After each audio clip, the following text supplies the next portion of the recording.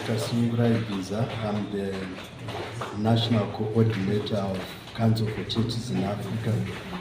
We had a great moment today with Dr. Jefferson. He was lecturing us on diabetes and the disease of heart. We learned a lot, and now we know that most of these things are coming from the devil, and we were taught how to manage them. And now, from now on, I think the whole country will be able to manage those diseases. I thank you so much.